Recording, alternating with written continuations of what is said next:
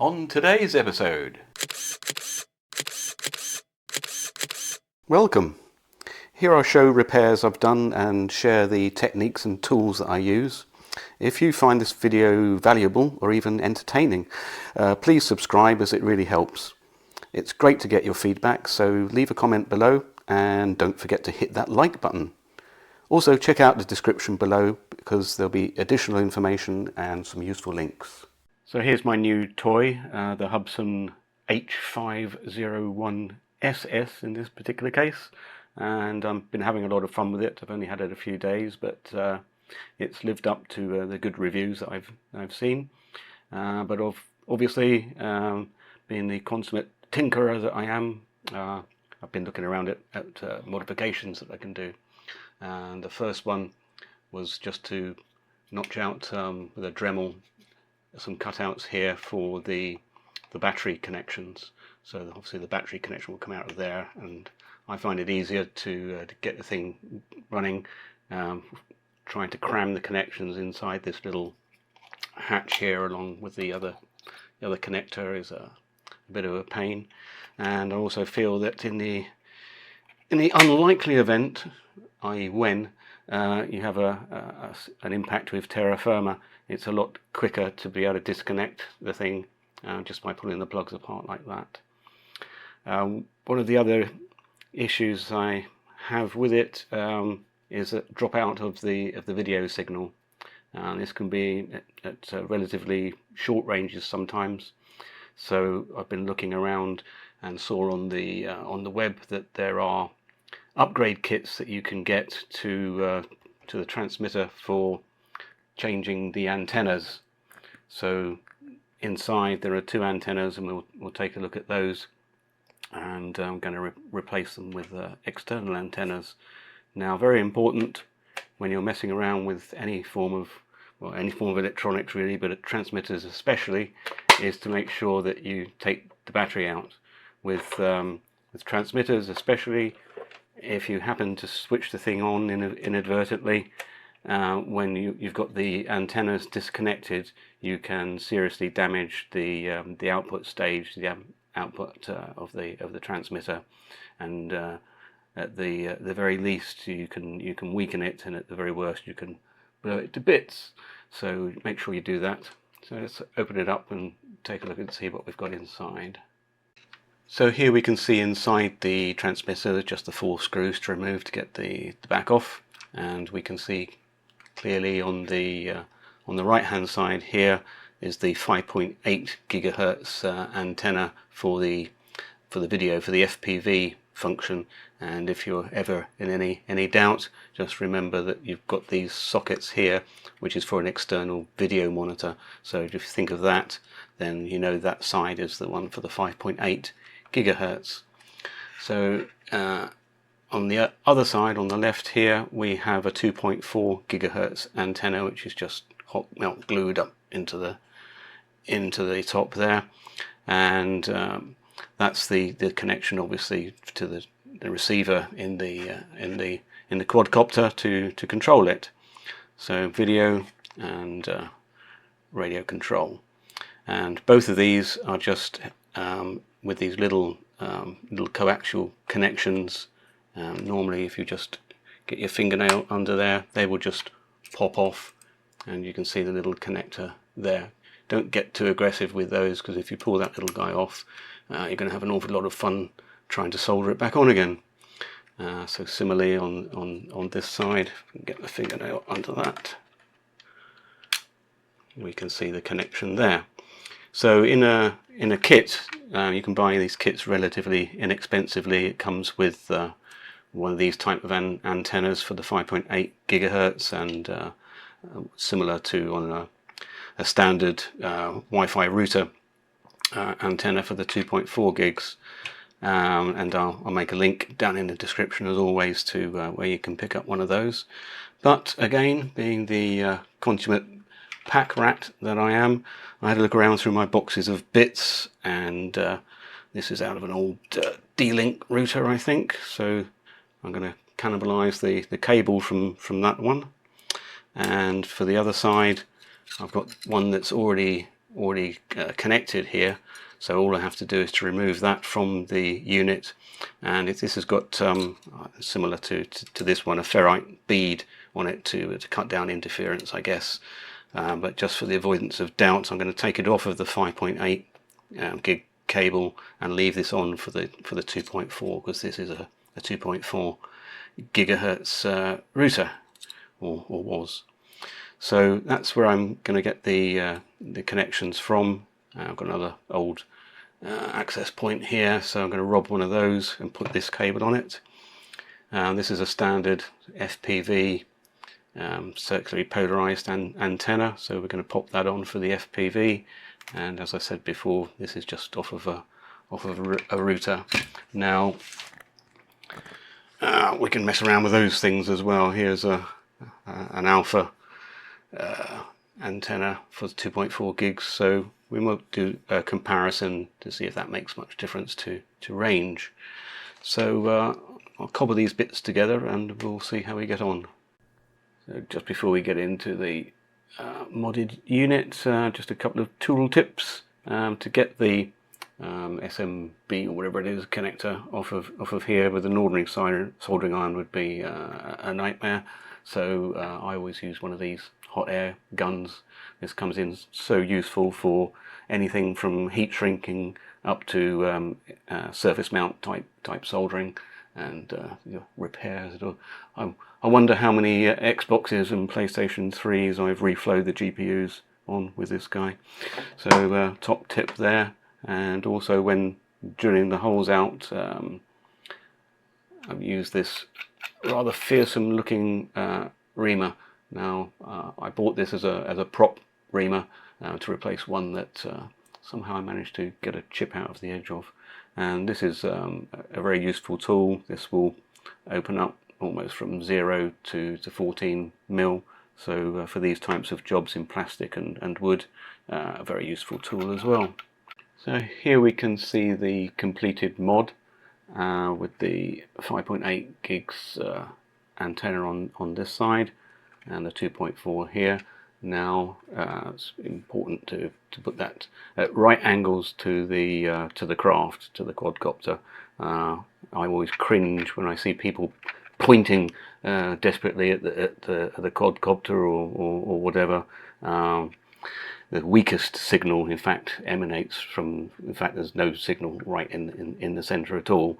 Antennas work perpendicular, so the actual radiating field is coming out this way and this way.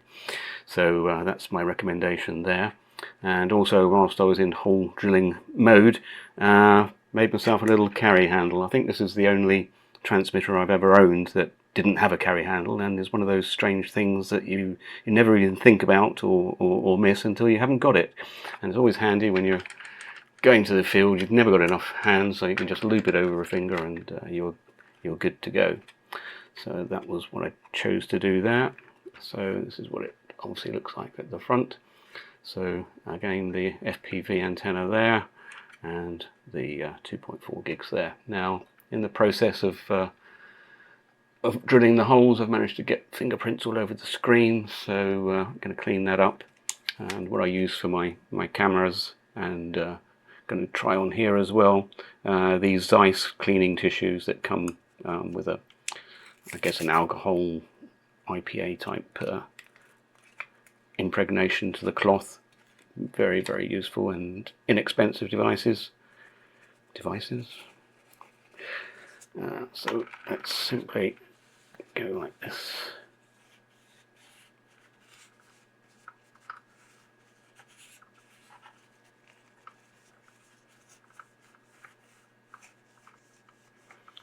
And here in Spain, the dust is absolutely incredible as well. So every so often, a good idea to get the screen as clean as possible. And obviously, I'm going to put the sunshade over it as well.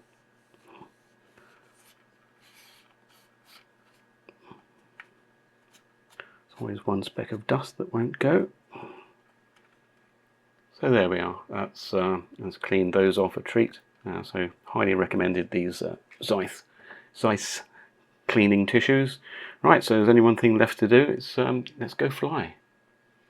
So I've had a further thought, and again rummaging in my boxes of bits, of which I have too many. This is an old 5 to 6 gigahertz CPE, customer premise equipment for a Wi-Fi network, and inside it there is a polarized 45-degree horizontal vertical directional antenna, 13 dBi I believe, and I thought it might be fun to try that out as well. Obviously we're going to need to connect it to the socket that we put on earlier. So this is at 2.4 gigs antenna, but it has the right connector on it. Now the naming of these things is totally bizarre, but I believe that is what's known as an RP SMA male, although it's obviously got a socket. There you go.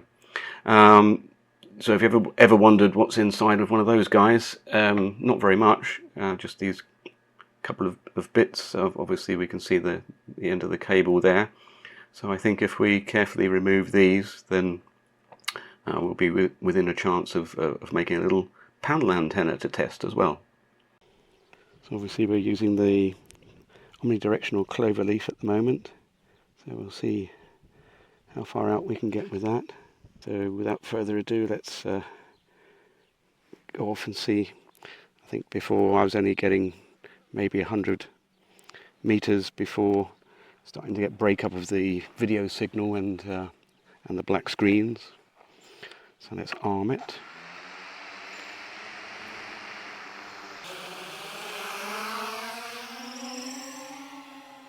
Up now to 38 meters high, and I'm already getting dropouts, but that may be because it's just directly overhead.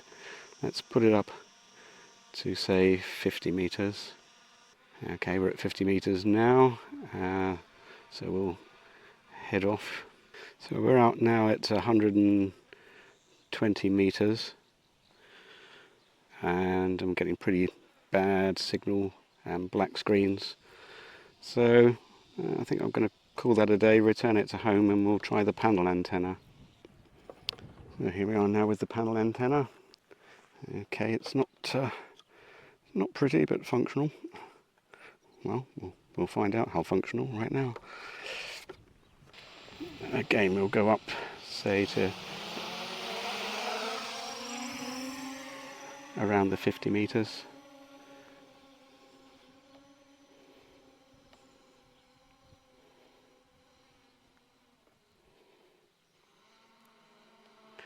So we're on 50 meters now, and yeah, so let's move on out. And it seems to me like the video is much better with this little panel, as long as obviously you keep it pointed towards the copter itself.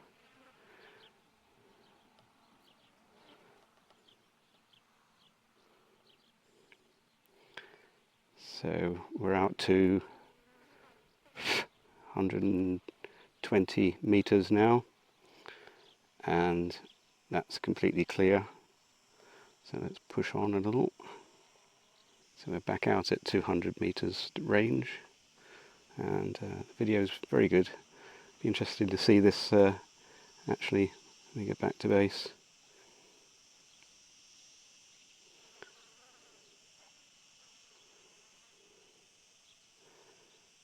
$250 meters now.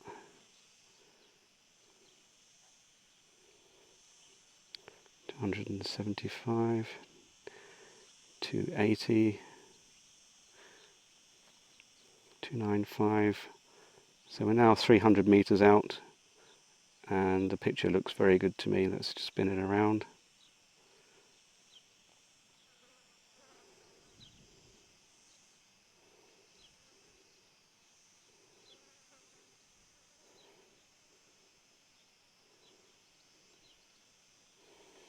Okay, let's push on a little bit further. So we're now at 330 meters. Not going to overfly those properties, and we just got the black screen there, and moving the panel around gets me nothing. Let's just come back a little bit. I think we'll select the return to home now. So you can see the navy there, the little house, and you can see I'm actually standing in the circle there, which is an old threshing floor. I can hear it now.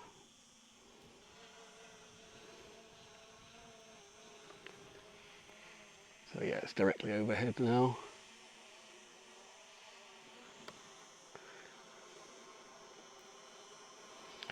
It's coming down.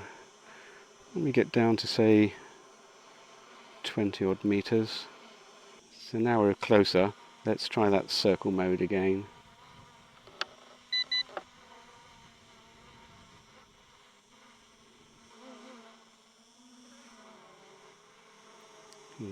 As you can tell, it's a bit gusty up there. So that's back where it started, so we'll switch the circle fly off. So with that at that position, let's try the follow me.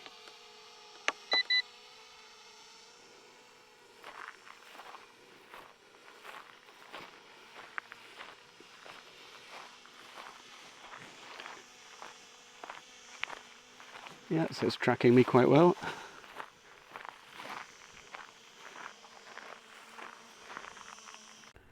So in conclusion, I think it was a worthwhile experiment. I'm very happy with the 2.4 gigs antenna.